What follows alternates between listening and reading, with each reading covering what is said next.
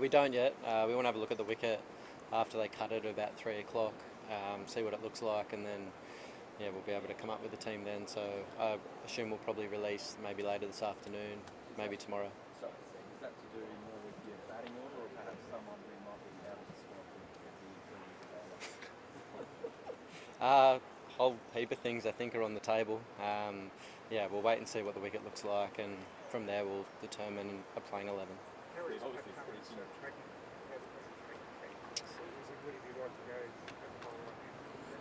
He looks pretty good to me, the way he's bowled in the nets. Obviously games a different intensity for sure, but he's tracking really nicely, he knows his body well, and we'll wait and see.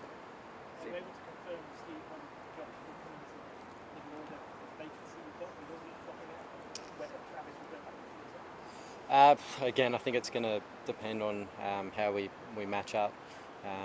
We'll know later on this afternoon once we see the wicket. So, I can't give you a great deal right now. I apologise. If Josh does come in, Steve, what does he bring to an 11 Test 11? Yeah, he's obviously a pretty attacking batsman. He did really well on his debut in Sri Lanka. He's been in really good form. So, if he gets his opportunity, he plays fast bowling really nicely. So, if he gets an opportunity, I'm sure he'll do really well for us.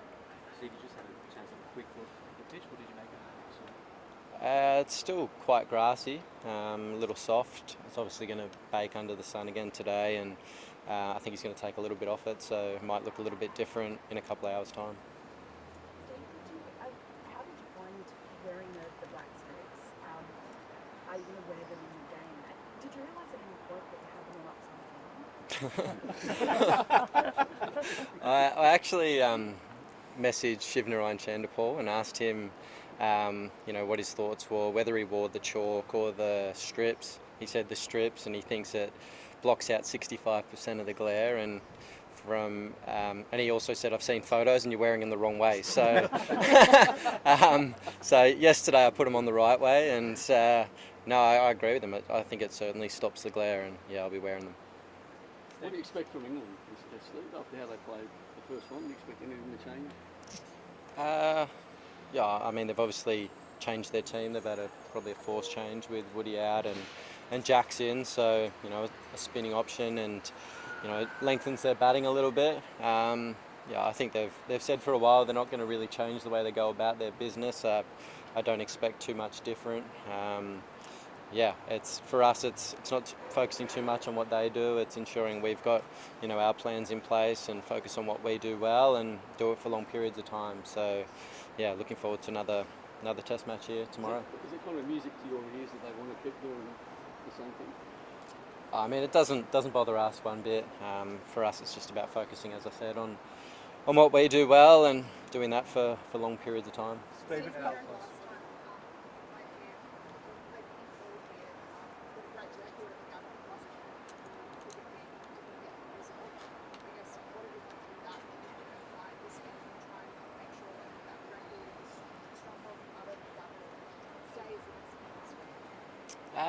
Good question. I think it's just playing what's in front of us. We know the game can change really quickly with the pink ball at different times of the day and or night, and just trying to find ways to ensure when it's tricky, get through those periods, and when it's on our terms a bit more, play the game, take it on, and do it for long periods. I guess that's as simple as I can put it, I suppose.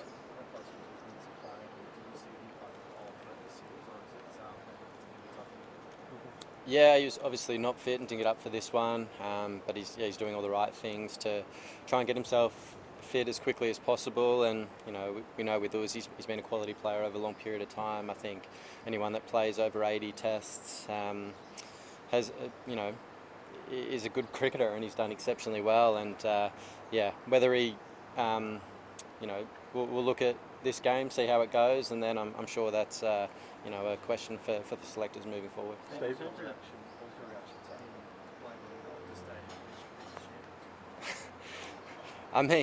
Probably not the words I would have used, but it was tricky. Obviously, the first day it was tricky for batting.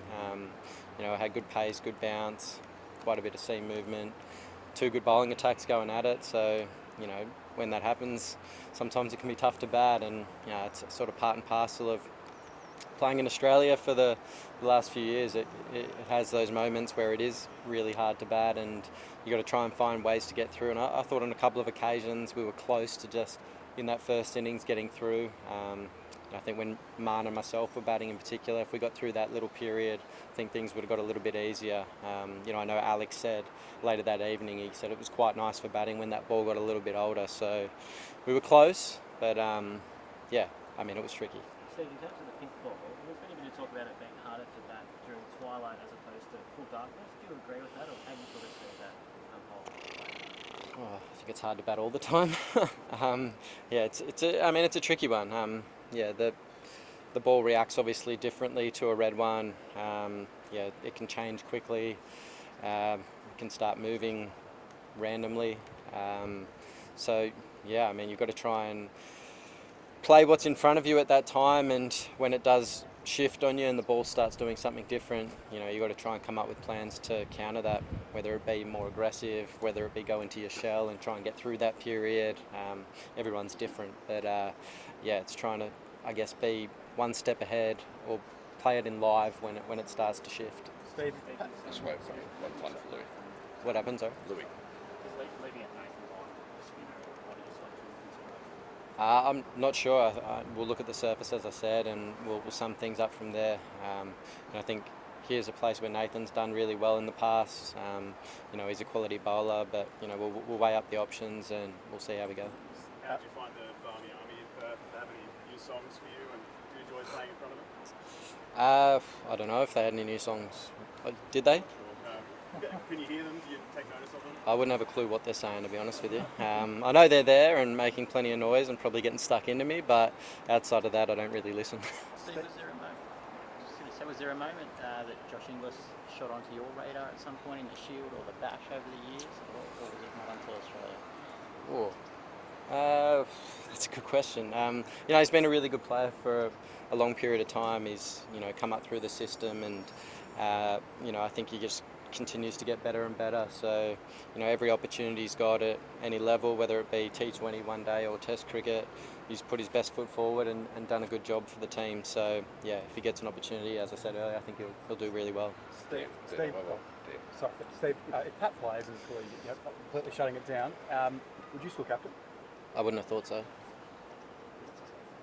Just over here. I know it's an obvious question, but what does he bring to the game? How much of a boost would it be if he does play during Christmas? He's not a bad bowler, is he? His record probably speaks for itself. So, he's a wonderful bowler. He's going to bowl, good line and lengths, challenge the batting, and and obviously his leadership as well. So we'll wait and see. But like I said, he's close. He's done everything really well the last little bit, and we'll see after 3 o'clock when we look at that wicket whether he's an option or not. Jasper. Steve, do you personally play Test cricket? Mate, I'm not sure. All I can say is, as I said before, he's been a quality player for a long time. He's done exceptionally well, and I know he still works really hard on his game. And I played the Shield game out here a few weeks ago, and he batted really nicely for the 90 that he scored. So, he's in good form. He's had one hit where he was injured, didn't do well with his injury, obviously, but he's a quality player. So it's not for me to answer whether I think that's going to happen or not, but all I know is he's been very good for a long time. We'll just take a couple more guys and we'll wrap up.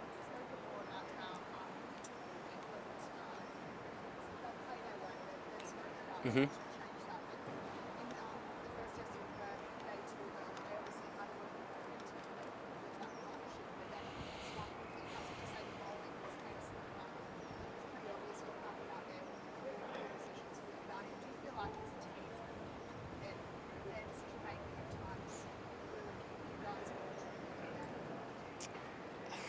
They play quite an aggressive brand, and when they get going, they're going to score at good pace. We know that. Obviously, the second innings, I think we had a much better ball than we had in the first innings. The guys were really struggling to hit the rope and get any movement, and I think we saw when we got a good ball what Scotty Boland in particular is capable of, and Mitchell Starc, what he did in the first innings with a terrible cricket ball was outstanding. So for us, it's about just putting the ball in the right areas for long enough, sticking to our plans, trusting what we're doing, and I think over the long run, hopefully it comes off well. Just one here as well. Steve, obviously Pat and Trav have said a bit about the wanting flexibility in the batting order and thinking that maybe fixed positions are overrated. You had that experience opening, and now you're back at 4 and been pretty settled in that position. Like, how do you view that debate? And I guess also for this game, like, is there a prospect of Travis opening in one innings and not in another? I think pink ball, anything's possible. We've been pretty open in the past around maybe having 2 night watchmen and things like that. So, it's a completely different game. You've got to play what's in front of you at any given stage. But yeah, I'm not sure I completely agree with those 2 on the batting orders being overrated. I think it's nice to be in a similar role and get used to that role over and over again. It can change in games, and maybe that's the way forward. But having certain spots for one innings and other spots for a second innings, I'm not sure. But I think it's nice to have a single role and try to get used to that as much as possible. So is there any concern about the ball going soft? And is that something that, how much of a factor is that along with the pitch that might decide? Yeah, I think here in Brisbane's a little bit different to Adelaide. I think Adelaide, the wicket they have down there, it's quite furry and the ball can kind of stay harder for longer. Here it's obviously renowned to be quite a hard, fast wicket, and it's difficult to change your characteristics of the wicket. So at times it can get a little bit soft, and you can see guys batting comfortably, I suppose, at stages. So it's one thing we have to weigh up going into this game, and see how it plays out. Last one, guys, if anyone's got one more. Steve, what's the Australian way of playing Test cricket? Like, we talk about how England's going about it, but if you were to put into words the Australian approach to Test cricket, how would you describe it?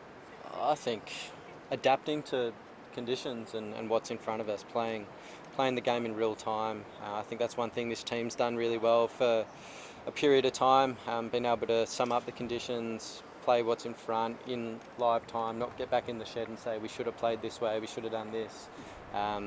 Playing what's in front of us and doing it for long periods, and I think if you do that in Test cricket, it holds you in pretty good stead.